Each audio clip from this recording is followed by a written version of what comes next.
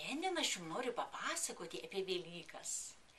Man padės mango ir tango. Mango ir tango. Viena pagrindinių pavasario švenčių yra Velykos. Taip, šią dieną mūsų protėviai švęsdavo gamtos atbudimą. Atėjus krikščionybei ši šventė sutapatinta su Kristaus prisikėlimu. Tai šeimų susibūrimo, dienų ilgėjimo, gamtos atbudimo metas. Velykų šventės neįsivaizduojamos be margučių dažymo, šokoladinių zuikių, viščiukų žaidimų. Taip, kiekvieną kiaušinį, va, pažvelkit, kaip gražu. Močiutės išpuoselėdavo pačiais įvairiausiais raštais, kurdamos juos vašku ar skutinėdamos peiliuku. Kiekvienas raštas turėjo savo simboliką. Raižydami eglutę simbolizuojame ką?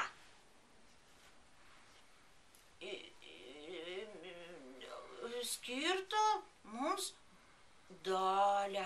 Taip, gerai išmokai. O jeigu apskritimas, tai yra kas? Saulė. Taip. Rombelis. Žemės lopinėlis. Taip. Taškučiai tai pasėti grūdai.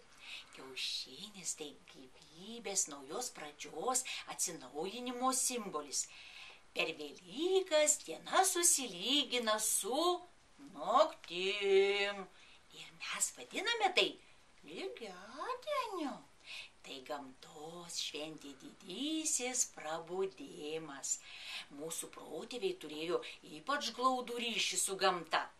Bunda gamta, pasirodo pirmoji žolė, sužaliuoja medžiai, pražysta gėlės, pagerėja žmonių nuotaika ir atsiranda noro vis daugiau šypsotis. Spalvos ant kiaušinių reiškia pavasario spalvų sugrįžimą į gamtą ir mūsų namus. Kodėl ant kiaušinių į kraitelę tupdomas zuikis? Kiškučiai tai stebuklingas talismanas, kuris neša vaisingumą ir derlingumą. Dabar žinosiu. Žmonės iš miško parsineždavo kadagio šakelių, žilvyčių, jos perišdavo raudonų siūlų arba tautinę juostelę. Tai verbos. Taip, verbos. Vilniaus krašte be tradicinės verbos jau antras šimtmetis kuriama unikali Vilniaus verba. Tai meniškai sukomponuotos prie lazdynų kotelio pritvirtintos sausų gėlių ir žolynų kompozicijos. Gražu, labai gražu. Samanos, bruknienojai, pataisai, katpėdėlės, šlamučiai, kraujažolės, kiškių ašarėlės, bitkrėslės, motiejukai, pipirnės, gubojos, darželinės hortenzijos, kukurūzų šluotelės, gelsvaslapiai skaisteniai. Viršūnėms padaryti naudojamos dirsės, nendrės, lendrūnai, paprastosios miglės, baltosios smilgos, šunažolės. Iš viso verbų gamybai meistrai naudoja virš 50 įvairiausių laukinių ir kultūrinių augalų rūšių, o viršūnėms apie 11 augalų. Verbos apsaugo namus nuo ligų ir nelaimių. Taip, kiekvienas stengiasi kuo anksčiau atsikelti ir aplaukti verba. Taip, paplakti verba dar miegančius, už tai jie turi atsilyginti. Margučiu. Taip, margučiu. Prie ko prisiliečia verba, tas įgauna gyvybinės galios. Velykos prisikėlimo šventė. Todėl ir žmonės stengiasi įsijudinti, sugrįžta linksmybės. Seniau žmonės rytinių mišių laukdavo per visą naktį, budėdavo bažnyčiose. O kad laikas neprailgtų, susigalvodavo įvairiausių pramogų. Jos truputį primena teatrą. Vyrai apsivilkdavo uniformomis ir vaizduodavo Kristaus karsto sargybinius. Kartais sargybinius ištrošdavo iš medžio. Ta naktis nebuvo tik susikaupimo metas, žmonės drįsdavo ir pajuokauti. Koks nors vikrus vaikinas persirengdavo kipšiukų ir būdavo prisnūdusius vis pakišdamas pauostyti amoniako arba negyvą varną. Po rytinių mišių žmonės labai skubėdavo grįžti iš bažnyčios, nes būdavo sakoma, kad kas pirmas peržengs namų slenkstį, tam visus metus seksis. Taip, seksis. Prieš valgydami visi paimdavo po margutį ir mušdavo margutį su kitais šeimos nariais. Taip. Kas sudaužydavo, tam ir margutis atitekdavo ir tapdavo nugalėtojų. Sakoma, kad išsirinkusios stipriausią margutį laukia ilgiausias gyvenimas. Norint namuose sulaukti skalsos ir gerovės, per šventų Velykų pusryčius reikia nulupti pirmą kiaušinį ir padalinti į tiek dalių, kiek už stalo sėdi žmonių ir visiems po gabalėlį suvalgyti. Apdužusių kiaušinių nevalgydavo. Kas suvalgys sutrūkusį kiaušinį, tas visus metus bus lepšis, lepšis, lepšis, lepšis. Lepšis. Labai svarbu Velykų dieną ridenti margučius, o mažiesiems kuo daugiau supti supynėse. Taip, supti supynėse.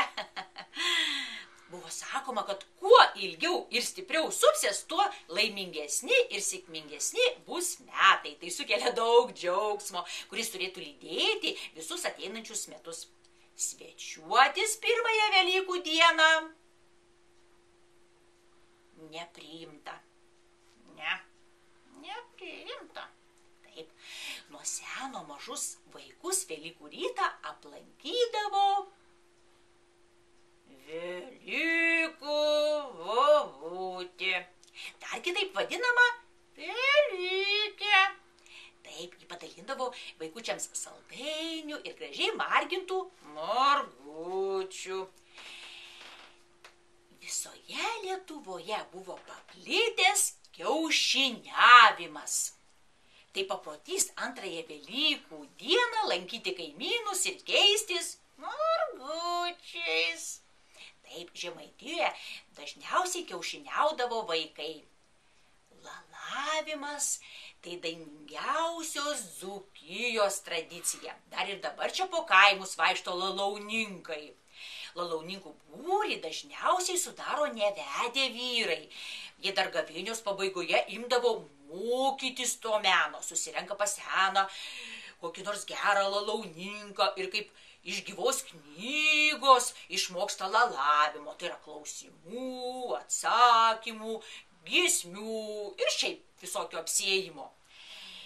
Kiti ateidavo dar su smuiku, armonika, o kartais atsineždavo net būgną.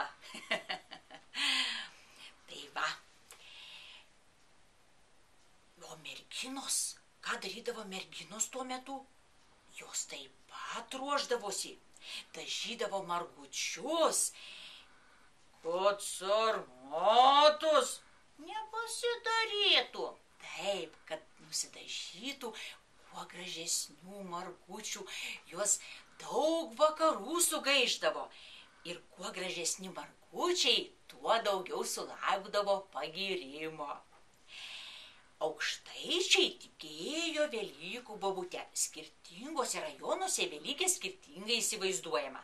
Daug kuri nupasakojama kaip miela moteriškė, kuri dailiame vežimėlyje veža vaikams margučių. Vežimaitį dažniausiai traukia kiškučiai, o rankose laiko saulės spindulių botagėlį. O štai Suvalkiečių Velykė baisi, panaši ragana. Taip. Suvalkijoje Velykų bobutė važinėja tik nakčia, pasikinkiusi vaško kumelaitę, kanapinę uodegaitę. Aukštaitijoje per Velykas buvo puošiama Velykų eglutė. Buvo padaromi lizdeliai, į kuriuos įstatomi kiaušiniai. Paprastai statomi 9 arba 12 kiaušinių, mat šie skaičiai laikyti magiškais nešančiais laimę. Toks medelis dar buvo puošiamas įsprogusio žilvičio kačiukais, popierinėmis gėlėmis, paukštelių formos sausainiais. Tikėta, kad kiaušiniai nuo šio medelio neša laimę ir sėkmę. Sveiki sulaukę šventų Velykų. Iki pasimatymo.